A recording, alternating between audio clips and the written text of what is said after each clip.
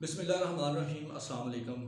आप देख रहे हैं मेरा यूट्यूब चैनल सुल्तान नामा और मैं आपका मेज़बान मैं सुल्तान आपकी खिदमत में हाजिर हूँ। ये मेरा पहला ब्लॉग है। मैंने अपनी सहाफ़त का आगाज़ भी ज़िला कसूर से प्रिंट मीडिया से किया था, तो आज मैं अपने ब्लॉग का आगाज़ ज़िला कसूर से कर रहा हूँ। तो इसमें हम ज़िला कसूर की सियासत और ज़िला कसूर के मसाइल को फोकस रख के बात करेंगे। सबसे पहले मैं सियासत के ऊपर बात करूँगा कि सियासी क़यादत जो थी उनके पास कौन से अहम ओहदे रहे और उन्होंने अवामी मसाइल को हल करने में अपना क्या किरदार अदा किया। तो सियासी क़यादत में वफाकी हुकूमत में डिप्टी चेयरमैन सेनेट से लेकर दो वफाकी वज़ीर खारजा मुल्क के दो वज़ीर ज़िले कसूर से रहे हैं।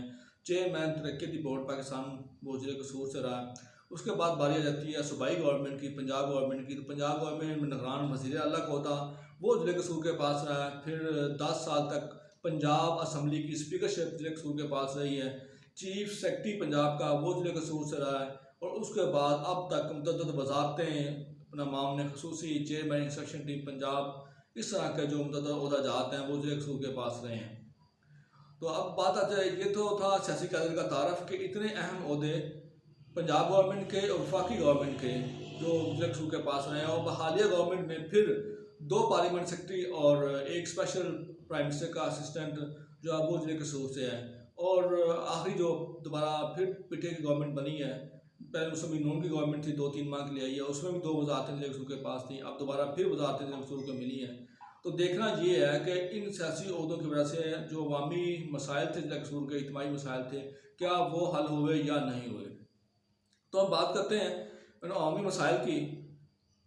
तो अवामी मसाइल में पीने का साफ़ पानी, सीवरेज सिस्टम, तालीम, सेहत, ये मेन जो मसाइल होते हैं, इनका कहाँ तक आवाम को इनकी बेहतरी, इनमें बेहतरी आई या नहीं आई। इस सियासी क़यादत का इन मसाइल को हल कराने में क्या किरदार था, कहाँ तक वो हल करवाने में कामयाब हुए या नहीं हुए। तो सबसे पहले अगर आप पीने के साफ़ पानी की बात कर लें, तो पीने के साफ़ पानी की सूरत हाल ज़िला भर में ऐसी है कि कोई एक शहर आप पीने के साफ़ पानी के मनसूबे को देखकर मॉडल शहर करार नहीं दे सकते कि ये फ़लाँ शहर है, वो मॉडल शहर है, वहाँ पे पीने के साफ़ पानी का बेहतरीन मनसूबा लगा हुआ है, बड़ी अच्छी प्लानिंग थी, जो भी है। उसके बाद ये पानी के साफ़ पीने का पानी था।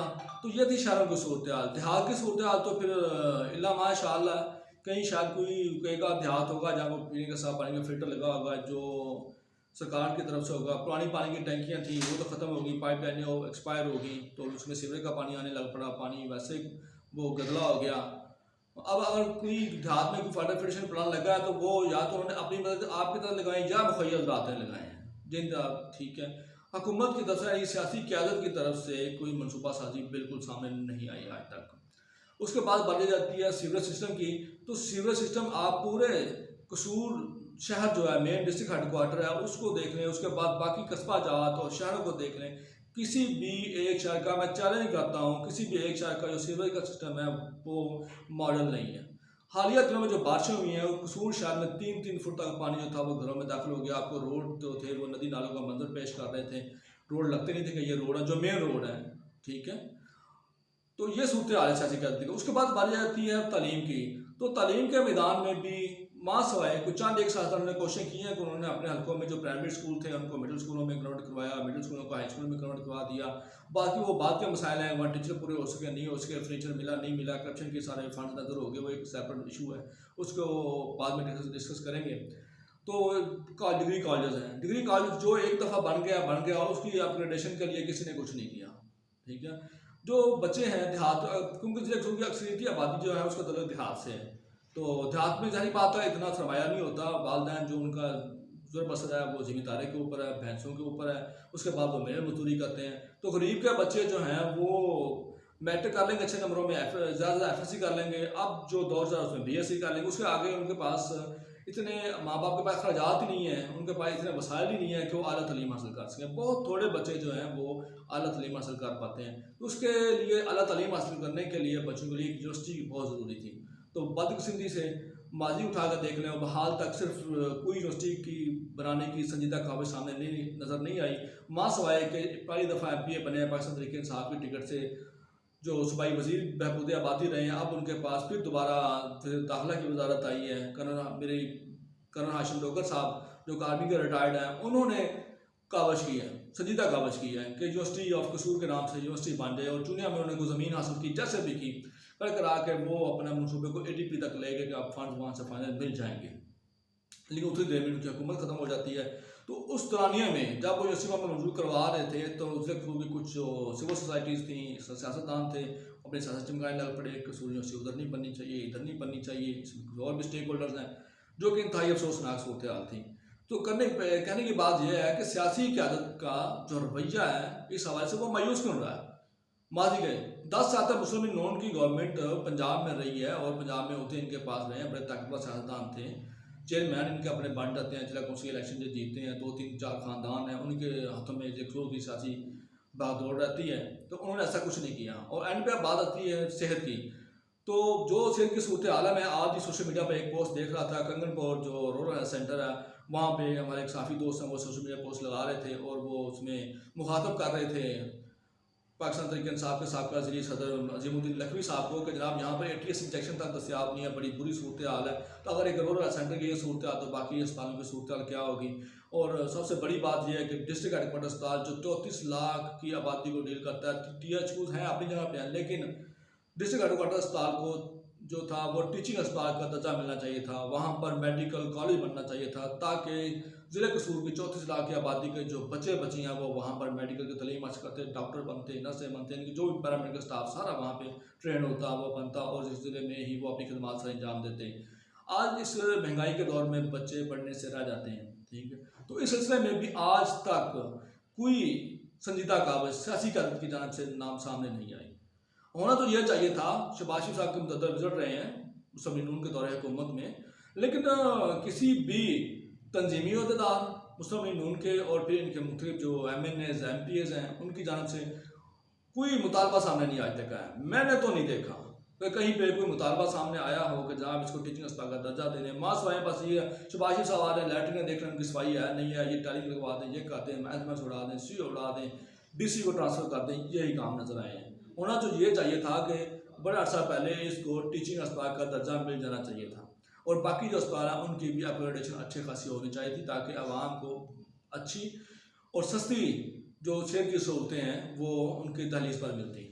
तो ये तो 4 बुनियादी मसाइल थे जिनका मैंने जिक्र किया और इस हवाले से सियासी क़यादत का जो रवैया है, जो उनकी विजन है, मिशन है, वो इंतहाई मायूस करना है। बस सिर्फ एक बंदे की मैं तारीफ़ पहले भी कर चुका हूँ, वो मेरिट पे कर रहा हूँ कि साबका अपना सूबाई वज़ीर महबूब आबादी अब उनके पास जेल खाना जात तो वज़ारत दाखिला की तो फिर दोबारा मिली है वज़ारत उनको, उन्होंने काबिज़ की है कि ज़िले में यूनिवर्सिटी बन जाए।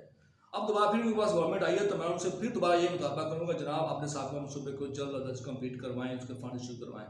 उसके बाद बारी आती है कि हमारे ज़िले कसूर की जो सड़कों का हाल है वो इंतहाई ख़राब है। 10 साल तक मुस्लिम लीग नून की गवर्नमेंट रही है, उन्होंने कुछ नहीं किया। जब उन्होंने कुछ कर सके, छोटी मोटी जो सड़कें हैं गाँव देहात की वो ज़रूर बनी हैं, ठीक है, वो उन्होंने बनवाई हैं। वो भी इसलिए वो किस लिए बनी है वो भी आने वाले व्लॉग में मैं बताऊँगा कि उसके पीछे रीज़न क्या है, क्यों बनानी पड़ी है, तो क्या खौफ था अगर उनको कि ये काम करवाने पड़े हैं उनको। तो मेन दीपालपुर रोड है, फिरोजपुर रोड लाहौर से आके कसूर तक वो फिरोजपुर रोड जो कहते हैं, उसके आगे वो दीपालपुर रोड के नाम से शुरू हो जाता मशहूर है, ठीक है। उसकी हालत इंतहाई ख़राब है। परवेज़ मुशर्रफ के दौर में बनने वाला रोड जो है अब वो टूट फूट चुका है मुकम्मल तौर पर, और ना तो मुस्लिम लीग नून के दौर में उसकी रिपेयरिंग अच्छी हो सकी है। उसके बाद सूबाई वज़ीर मवासलात जो हैं वो पाकिस्तान तहरीक इंसाफ के MPA साहब कई ख़ानदान से हैं, उनके पास रही है, 4.25 साल तक उनकी गवर्नमेंट रही है। तो बदकिस्मती से उन्होंने कोई इसके ऊपर काम करना पसंद नहीं किया। यहाँ तक एक दफ़ा मैं सुन रहा था कि कर्नल हाशिम डोगर साहब जो हैं सूबाई वज़ीर महबूब आबादी थे उन दिनों में, वो असम्बली के फ्लोर पर खड़े होकर अपनी मिनिस्टर को कह रहे हैं, स्पीकर पंजाब असम्बली से को मुखातब करके अपने मिनिस्टर से रिक्वेस्ट कर रहे हैं कि जनाब वो दीपालपुर रोड इंतहाई ख़राब है, वहाँ पर आए रोज़ हादसात होते हैं, ट्रालर उलट जाते हैं, लोगों ने आना होता है, इंडस्ट्रियल सारा इलाका उसमें लोड गुजरता है, लोगों के लिए तकलीफ़ का पैसा, लाखों की आबादी वहाँ पर रहती है, मेन रोड है ज़िले का, फिर आके वो दूसरे ज़िला को मिलाता है, तो आप उसको बनवा दें। वो कह रहे हैं अच्छा जी बनवा दूंगा। अलग होना तो ये चाहिए था कि उस रोड को बनवाया जाता इखलाकी तौर पर बगैर कहे। उसके बाद बात आती है इंटर डिस्ट्रिक्ट रोड्स की।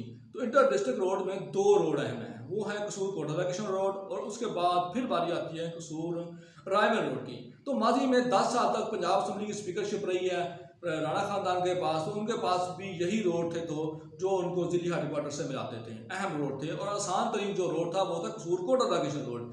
लेकिन उनकी तरफ से भी कोई काबिज़ सामने नजर नहीं आई। उनको भी कोई ख्याल नहीं आया कि हम इस रोड को बनवा लें। 10 साल तक स्पीकरशिप रही है, आपको कोशिश करना चाहिए था आवाम के लिए। ये आवाम के बुनियादी मसाइल थे, नहीं हल किए गए। तो इन दोनों रोड्स की जो है वो आवाम मुअज़्ज़ज़ीन इलाका वो सूबाई वज़ीर मवासलात के पास भी जाते रहे हैं, लेकिन वहाँ से भी झूठे तिफल सलियाँ मिलती रही हैं। उन्होंने कोई कावश नहीं की कि वो वज़ीर मवासलात थे, इस ज़िले के थे। मुतअद्दिद बार ज़िले के अवाम ने उनको वोट दिए, मुंतखब किया, बार बार इज्जत देते रहे, लेकिन पीछे मुड़ के आपने अवाम को क्या दिया, वो कारकर्दगी ज़ीरो है। तो मेरे ख्याल में दोबारा उनको प्री एक्साइज एंड टैक्सेशन की वजारत मिली है, उनको वजारत नहीं मिलनी चाहिए थी। इसी तरह एक तो शख्सियात है जिनकी अच्छाई है, मैं वो जिक्र करूँगा, जिन्होंने काम करना होता है, जिन्होंने काम करना होता है वो काम कर लेते हैं।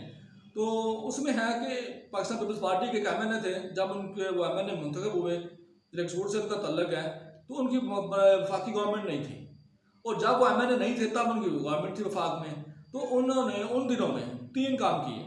2 काम कसूर शहर के लिए बड़े फ़ायदेमंद साबित हुए, तहसील कसूर के लिए नाला दफ्तर का काम वहाँ पे आया, और उसके बाद सुई गैस का दफ्तर वहाँ पे आ गया।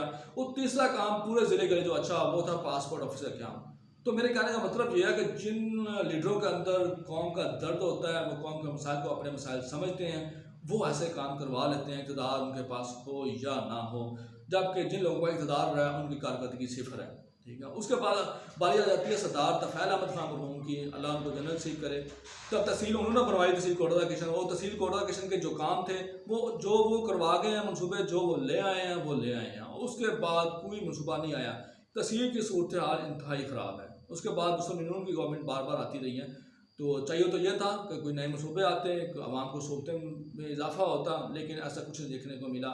और ज़िले कसूर के मुतअद्दिद जो मुंतखब अवामी नुमाइंदे थे उन्होंने अपनी तजोरियाँ भरी हैं। अब हम ये इशूज़ हैं। अब सिविल सोसाइटी की बात आती है, तो सिविल सोसाइटी के किरदार जो मायूस के, उन्होंने कभी एफर्ट ही नहीं की, कभी इनसे मुतालबात ही नहीं किए कि भैया हमारा यह मुतालबा है। वो जाते हैं बस ये कि हमारे गाँव का नाली सड़क बन गया है, चाहे उसमें वो 3rd क्लास मटीरियल इस्तेमाल हुआ है या 4th क्लास वहाँ पर इंटर लग गई है, बस ठीक खुश हैं, बड़े ठीक हैं जनाब। सरदार साहब जिंदाबाद, मलिक साहब जिंदाबाद, राणा साहब, नकई साहब और अंसारी, जो भी वाटेवर जो भी हैं सब जिंदाबाद हैं। उन्होंने कभी नहीं सोचा कि हमारी जो नस्लें हैं उनको आगे बढ़ने के लिए कौन सी ज़रूरियात हैं, और ना कभी लीडरों ने सोचा कि हम अपनी कौम के जो नए बच्चे हैं, जो नई यूथ है, उसको आपने क्या दे रहे हैं, उनकी तरक्की के लिए हम लोग क्या कर रहे हैं। वो तो तीसरी कुव्वत, सियासी कुव्वत के तौर पर पाकिस्तान तहरीक इंसाफ जब मैदान में आई है, फिर जाकर इनको कुछ होश आई है कि भाई नई यूथ हमारे हाथ से निकल रही है, तो हमें यूथ के लिए कुछ करना होगा। ज़िले का जो बुनियादी मसाइल हैं, जो इज्तिमाई मसाइल हैं, उनको हल करना होगा। फिर जाकर उन्होंने कावश किया।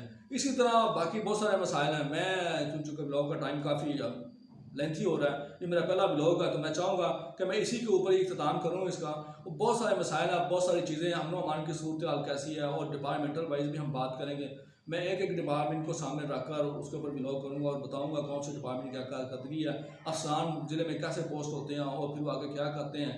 यहाँ पर हमारी सियासी क़यादत है, मैंने नहीं देखा कि आज तक सियासी क़यादत ज़िले के इन मसाइल को हल करने के लिए कभी एक पेज पर बैठी हो, कभी उन्होंने कॉल की हो, यार ये ज़िले के मसाइल हैं, 34 लाख की आबादी का ज़िला है, ये बड़े मसाइल हैं, आवाम लाहौर जाएगी तो वहाँ ज़िले ख्वार होगी, अस्पतालों की बात कर रहे हैं, लाहौर के बड़े अस्पतालों की, तो वहाँ पे जगह नहीं मिलती, बेड्स नहीं मिलते, तो क्यों ना हो कि हम अपने अस्पताल को करें। अगर इनमें इतना शौक़ होता या इनको अवामी दर्द का इतना एहसास होता आवाम की तकालीफ का, तो आज तक ज़िले कसूर में यूनिवर्सिटी भी बन चुकी होती और डिस्ट्रिक्ट हेडक्वार्टर अस्पताल को टीचिंग अस्पताल का दर्जा भी मिल चुका होता। मेरी आखिर पर आप लोगों से ये गुजारिश है कि मेरे चैनल को सब्सक्राइब भी करें, और ये चंद एक सवालात भी थे और इनके पॉइंट्स थे जो मैंने आपके सामने बयान कर दिए हैं। तो इंशाल्लाह आने वाले व्लॉग में मैं मज़ीद जो है वो मसाइल सामने लाऊंगा और सियासी क़यादत को भी झंझोड़ेंगे, इनकी कारनामे भी सामने लाएंगे। तो अपना और अपने चैनल का ख्याल रखिएगा। अल्लाह हाफिज़।